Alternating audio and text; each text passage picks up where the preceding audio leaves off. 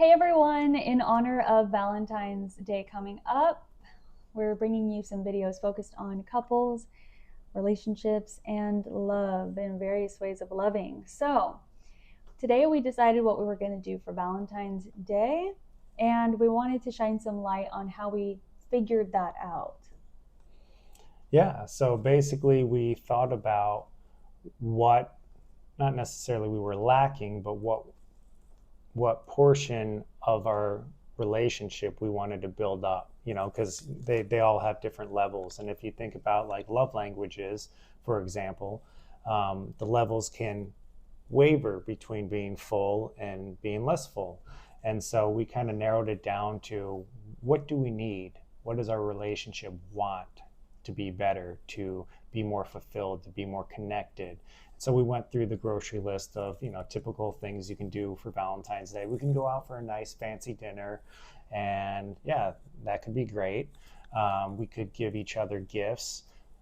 Again, Amazing, always. amazing, right? Who doesn't like a gift? Or we could do something that could connect us more and build more intimacy. And We decided to do an experience, and what we've been needing, craving, lacking a little bit is alone time, just him and I together, one on one time.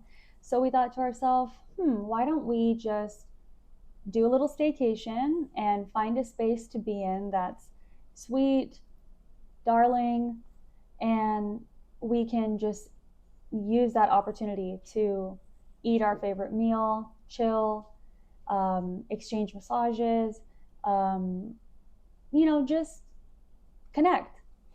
and as a result, immediately we're like, oh my God, that is what we need. And I think once we actually go through with the plans and everything, our relationship will be fulfilled in that moment because we are actually servicing the area of need. And I think oftentimes we just overlook that because our partner wants, you know, the Louis Vuitton bag or the fancy five-star dinner that's going to cost $300 for a prefix menu, when really they needed more intimacy, more connection, more quality time. Because a lot of times these couples are going to these fancy dinners and no one's even that they're not even talking. They're taking videos for their content creation. And so they're not even connecting, but they have the great meal and then they go home and they wonder why is our relationship lousy? Why are we not connecting? Why are we angry at each other? And it's because nowhere did you guys ever choose, let's put the relationship first before our own wants. Because, yeah, it's easy to want the dinner and want the gift, but in the long run, it's better to have a happier relationship. So, Right, because I think you have to come to terms with the fact that if you get the opposite of what you need in the relationship at that moment, if that's how you choose to spend the holiday, then you are putting a band aid basically on a situation instead of just like actually coming together and evaluating what can best serve our ability to celebrate our love and get closer. And there are times where maybe we haven't exchanged gifts in a while and we're like, hey, we were both craving a really cool gift. Let's do gifts. Let's focus on that. There are times when we need a nice dinner out and we choose that. And then there are times where we can and choose and need to layer it and maybe do dinner and gift exchange. So I think that's important to just discuss, mm-hmm. find a way to balance it out, and don't lose sight of what the holiday is for. The holiday is for celebrating love, and all the other holidays have their own individual intention. So, Absolutely. And so, the first recommendation is to like look internal, like what does our relationship want?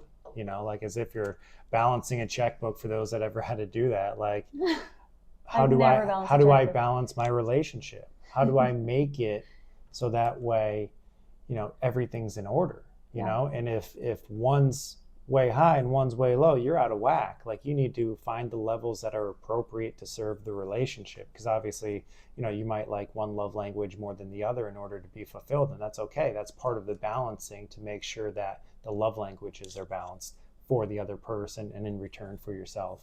Exactly. So just to close it out with the 5 love languages, it's quality time, words of affirmation, physical touch, receiving gifts and giving gifts, and Acts of service. acts of service. That's why I'm here. Exactly. Act of service, filling out the final one. So like let's run through that quickly. So for example, our Valentine's Day will be checking off the boxes of quality time and physical touch, right? And even acts of service, because we're going to be giving massages to each other. Right, but that's also physical touch. Oh, yeah, true, but both. But when we get a meal that we don't have to cook, Yeah, that's also acts of service. We're going to do takeout. But that's the thing. If you're needing words of affirmation from your partner, then suggest let's both write each other a letter about how we feel about each other. That would fill my cup. Or if you guys haven't gotten each other nice gifts in a while, say, hey, why don't for Valentine's Day we go out together and I pick out my gift and you pick out your gift, or you pick out my outfit and I pick out your outfit and we go to a dinner together. absolutely. So there's all kinds of fun ways to honor the love languages and integrate them, and we just wanted to remind you of that. So enjoy your Valentine's Day. Make it special for your relationship with each other first. Yes.